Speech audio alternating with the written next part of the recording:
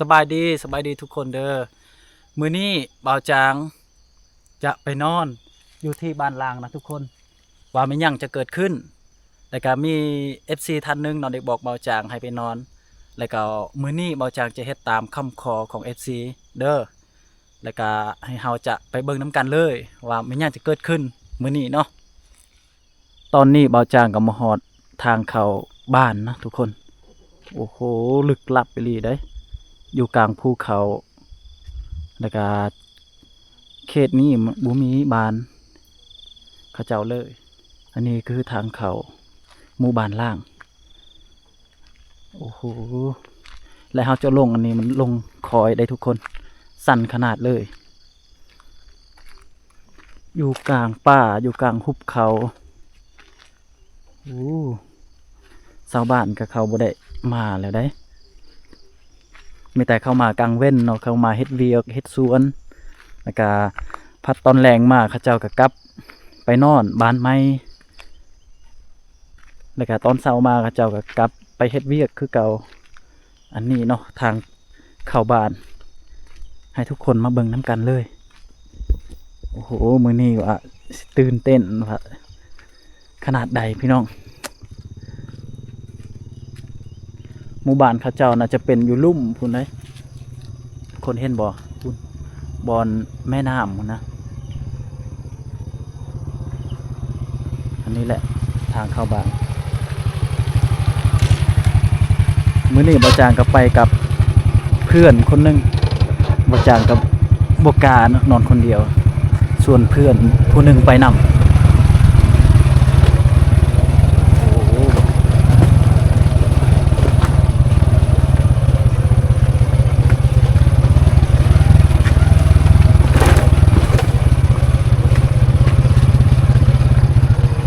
เมื่อก่อนเขาเจ้ามาทางนี้บางคนเขาเจ้าก็บ่ได้เอาลงรถนะแต่เขาจอดอยู่เทิงจอดปะแล้วก็ย่างเอาทางนี้จะเป็นเทวเลยทุกคนผิดพลาดหน่อยนึงอ่ะโอ้โหตกเทวรถแล้วก่อนสิลงนี่ก็ต้องมีเบรกหน้าเบรกหลังให้มันครบมีเฉพาะเบรกหลังก็บ่กล้าลงบันไดเด้สั้นขนาดเลยเป็นหน้าผ้าไปผิดผ่านหน่อยหนึ่งก็แล้วเลยแหละ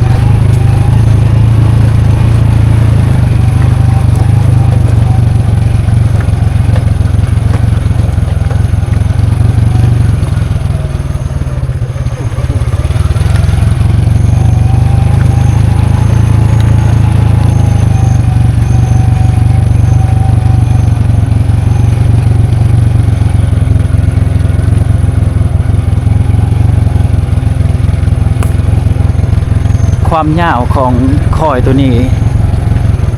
ประมาณ200 เมตรนะทุกคนหรือว่า300นี่แหละ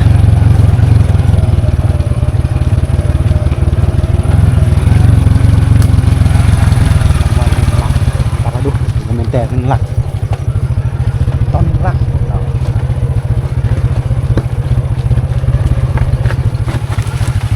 ค่อยๆเด้อค่อยๆเด้อโอ้โห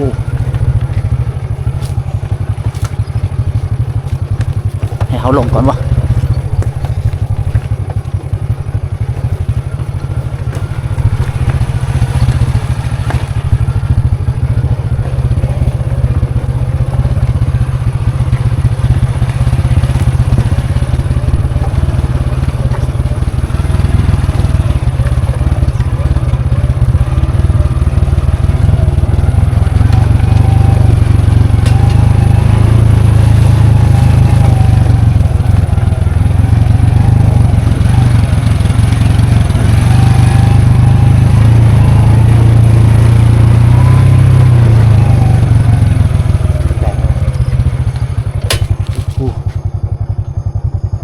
ป่าลึกเนี่ยมันจะเป็นภูเขาสูง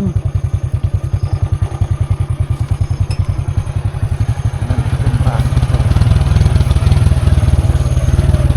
ต้นไม้ใหญ่ โ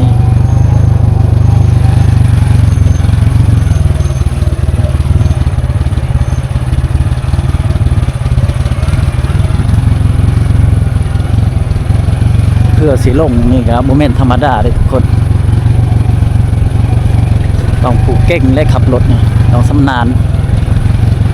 ย่านหน่อยหนึ่งบ่ได้เด้ลงคอยลงเทว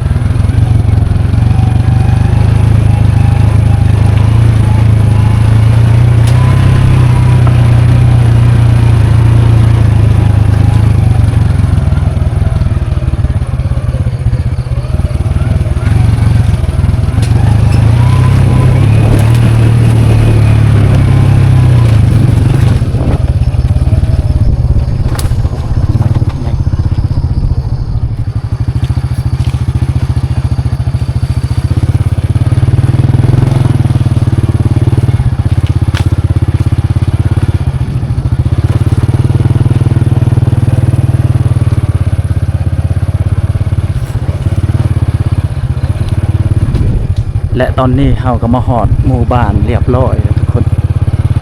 โอ้มิดเงียบโอ้ว้าเว้มีคนอยู่เรื่องนี้แล้วอะไรจอด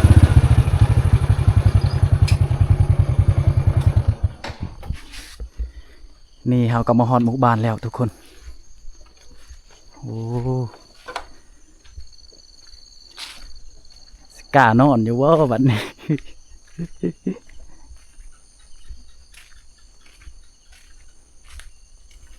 หลายหลังคาเติบได้ทุกคน90หลังคาหมู่บ้านนี้ เป็นหมู่บ้านของชนเผ่าปะโกะเนาะเขาเจ้าบ่ได้อยู่แล้วเขาเจ้าปะแบบนี้เลย คือว่าเขาเจ้าบ่ได้ฮือบ้านนะบ่ได้ฮือเฮือนเพราะว่าทางฮีดของชนเผ่าปะโกะเขาเสื้อพีแหละฮือบ่ได้นะพิษฮีดพิษพีเขาเจ้าก็เลยปะแบบนี้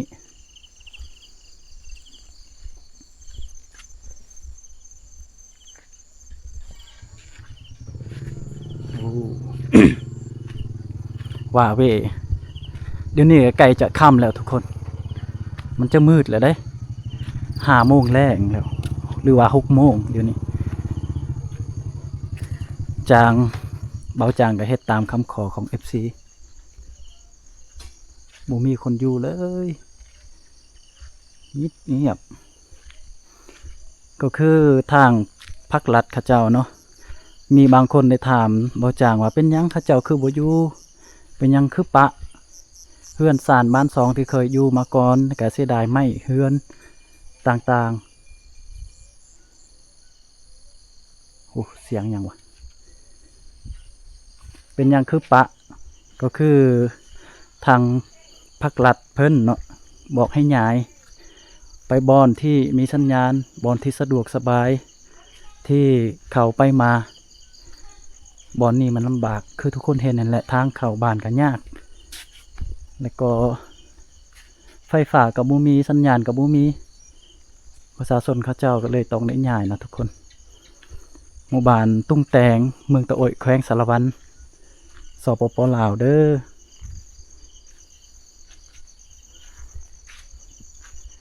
นี่คือบรรยากาศยามแล้งใกล้จะค่ำแล้วทุกคนว่าเฮาจะ ไปนอนอยู่ไสพอเฮาก็บ่นอนอยู่เฮือนเขานะเพราะว่าได้ถามเจ้าของเขาบ่ให้นอนนะเพราะว่ายานพิษฮีดพิษผีพวกเฮาก็เลยต้องได้นอนนอกเนาะนอนเฮือนบ่ได้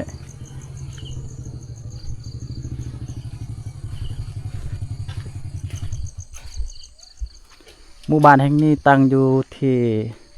สายน้ำเนาะสายน้ำเซละมังอันนี้จะเป็นน้ำเซละมังนะทุกคนดิภูเขาเสียงนกกู คนได้ยินบ่เสียงนกนะฝากเบื้องนั้นจะเป็นพี่ภาษาของคนในบ้านนี้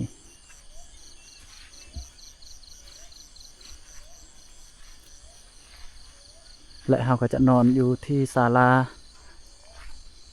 เขาเจ้าเฮ็ดเราจะนอนบอนนี้แหละทุกคน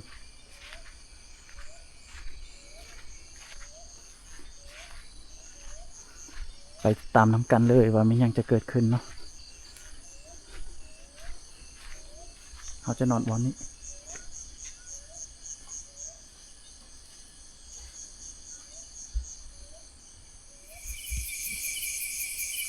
เอาทุกคนบนนอนของเราก็อยู่ที่นี่นะ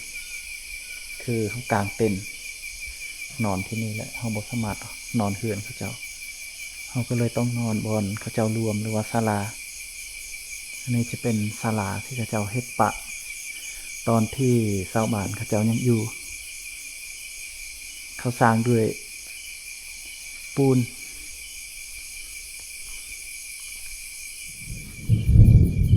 ตอนนี้ก็ประมาณ8 โมงเลยทุกคน8 โมงเนาะแล้วก็เขาจะไปเบิ่งเนาะเฮือนตอนกลางคืนมันก็บ่ได้ยินเสียงอะไรอย่างทุกคนมิดอยู่ได้ยินแต่เสียงนกเสียงกับแกเสียงเขียดตอนนี้ก็ฝนกำลังจะตกในฟ้าห้องฟ้าแมบอยู่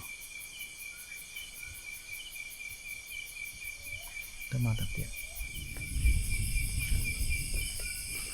ตอนนี้เรากำลังจะไปเลาะอยู่ในบ้านล่างบรรยากาศตอนกลางคืน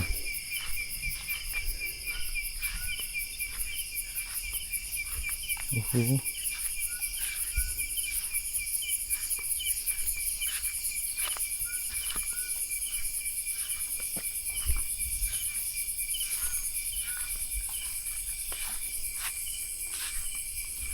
ภาพอาจจะบ่ได้แจ้งนะทุกคนเพราะว่ามันมืดไฟฉายของเรากับบ่แจ้งไก่จะหมดเลยบ่ได้ซากไว้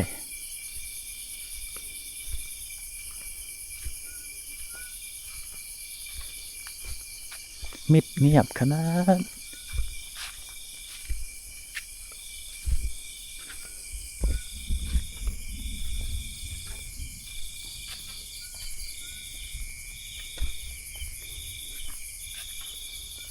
เรือนซานบ้านซองโอ้โห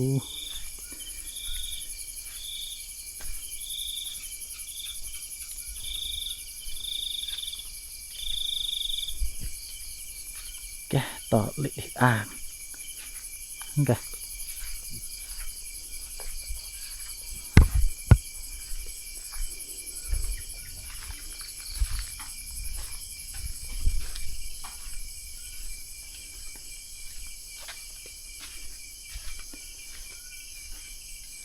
ที่อ่างบ่ได้ยินเสียงยัง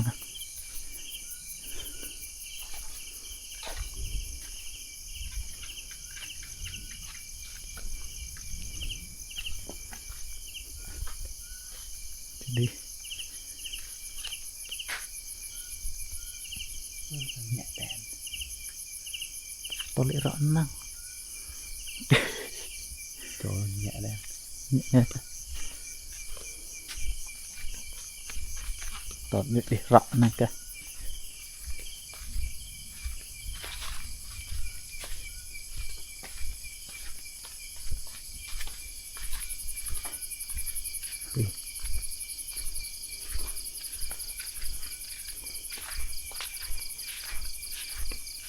ไม่ใหญ่ตกซึมกำลังไปท้ายติ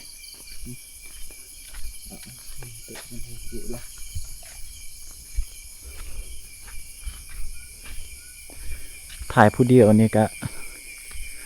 บกล้าได้ทุกคน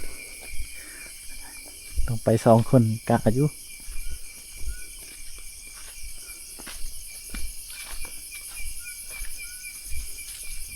บรรยากาศ แห่งฟ้าครึ้มอยู่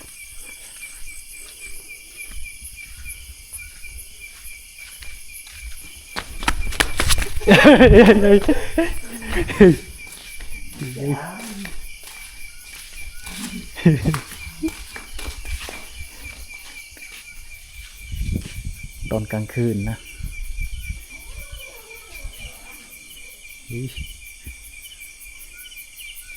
ตอนนี้ฝนกำลังจะตก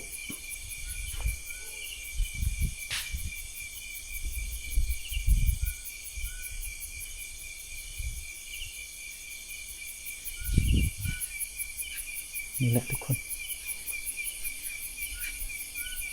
ตอนกลางคืน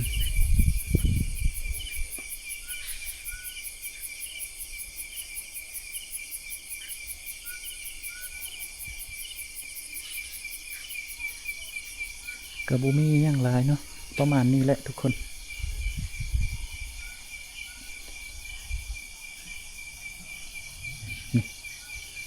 เสียงฝาห้อง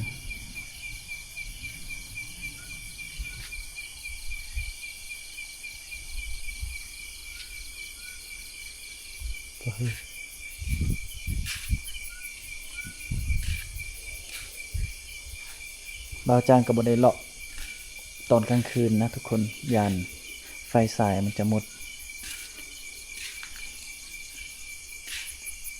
ไฟสายหมดนะแล้วก็ยานฝนตกอีกมีแต่มื้ออื่นเช้าเราจะถ่ายอีกเทื่อนึงเอาละทุกคนตอนนี้ก็ประมาณ10 โมงแล้วบ่าวจางก็ยังบ่ได้ยินเสียงอะไรอย่างนะ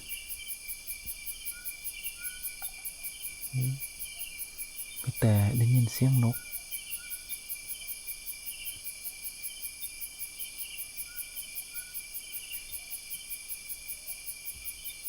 เสียงนกกุ๊กกุ๊กตลอดเลยตั้งแต่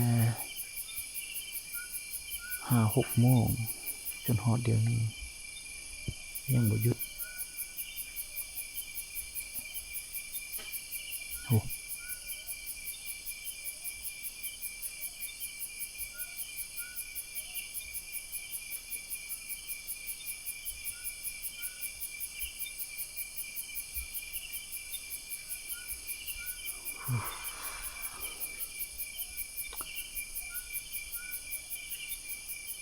ประมาณสำนี้แหละทุกคน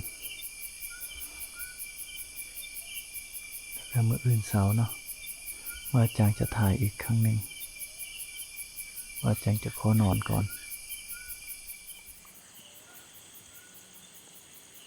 ได้ยินแต่เสียงนกกูกู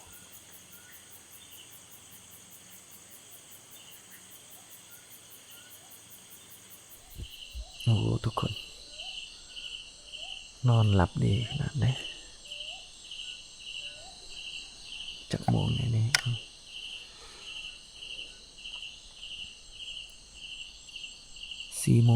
เลย4:30เนาะ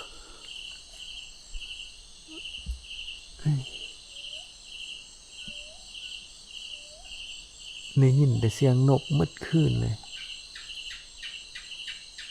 นกมันก็ร้องตลอด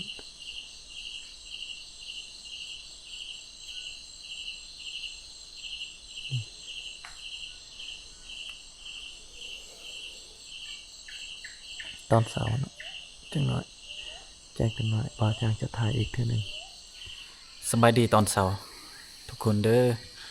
ตอนนี้ก็ได้แจ้งแล้วทุกคนประมาณ5 โมงแล้วได้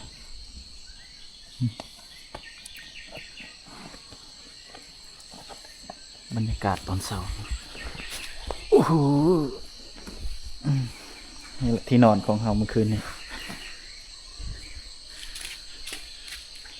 ก็รับอยู่ทุกคนเมื่อคืนนี่ก็ บ่ได้ยินเสียงอีหยังมีแต่ได้ยินแต่เสียงนกฮ้องมืดคืนตอนเช้ามื้อใหม่เด้อก็บ่มีหยังหลาย FC ได้บอกเบาจางให้ไปนอนบ้านหลังเบาจางได้ไปนอนแล้วเมื่อคืนนี้อากาศสดใสเนาะเมื่อคืนฝนตกก็บ่แห้งปานใดทุกคนก็เลยมื้อเช้าใหม่อากาศก็ เย็นดีส่วนฝากนี่จะเป็นทรายน้ำเสร็จละมั้ง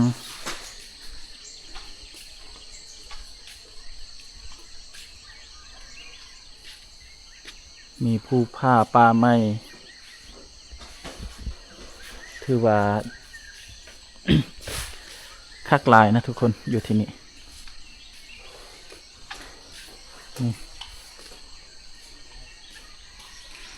บรรยากาศรอบๆบ้านเนาะแล้วจังหน่อยเราก็จะมาเลาะบ้านอีกเทื่อหนึ่งเอาเด้อทุกคน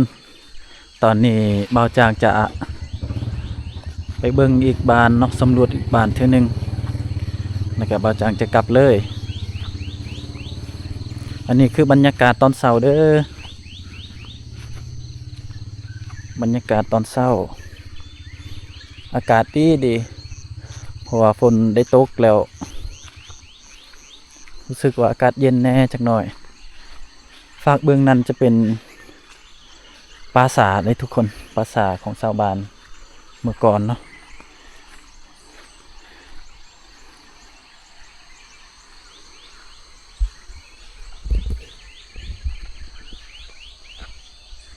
อากาศดี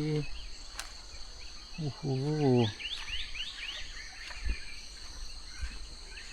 ก็ถือว่าเบาจางได้นอนเมื่อคืนนี้กับโบได้มียังโบได้ยินเสียงยังนะทุกคนเพราะว่าเขาก็หาหญ้าไม่ไหมประมาณปีกว่าถ้าว่า2-3 ปี4-5 ปีกับบุฮูอะสิขนาดใดแต่ว่าก็รู้สึกย่านได้ถ้าคนเดียวกับบุกล้านอนได้ทุกคนนี่แหละบรรยากาศตอนเช้า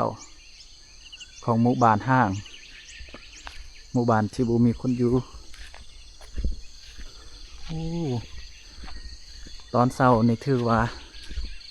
สวยงามมากภูเขาเลยทางพุ่นเนาะมีภูเขา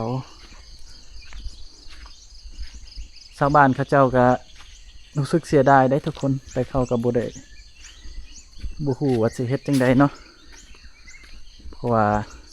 ทางคันทึงเพิ่นได้บอกให้ย้ายเพื่อนเขาเจ้าก็หลังใหญ่เติบเสียดายใหม่เด้เนาะ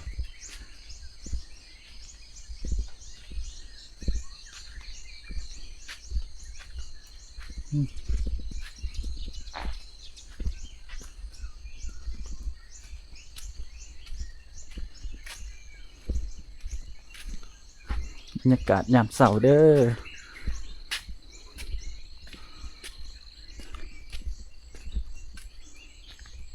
มีเสียงนกเสียงเขียดเสียงกับแก่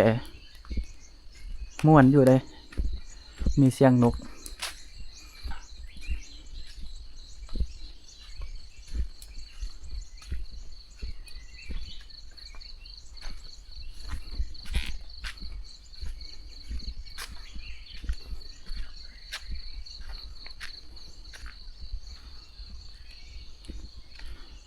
มีต้นมะพร้าวสูง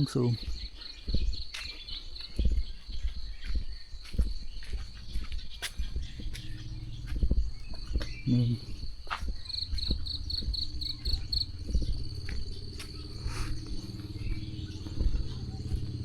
เอาละทุกคนมาจางกับคอลาไปก่อนเนี่ยเด้อขอจบคลิปเพียงเท่านี้ขอฝากทุกคนกดติดตามกดไลค์กดแชร์ส่องเบาจางในเด้อเพื่อเป็นกำลังใจที่จะเฮ็ดคลิปต่อๆไปเนาะแล้วก็เบาจางก็ได้เฮ็ดตามที่ FC ได้ขอมาเด้อได้ไปนอนบ้านหลังแห่งนี้ก็บ่ได้มีหยังเกิดขึ้นนะทุกคนบ่ได้ยินเสียงหยัง ตอนนี้เบาจางก็จะกลับแล้วเนาะเอาขอลาไปก่อนเด้อทุกคนสบายดีเด้อ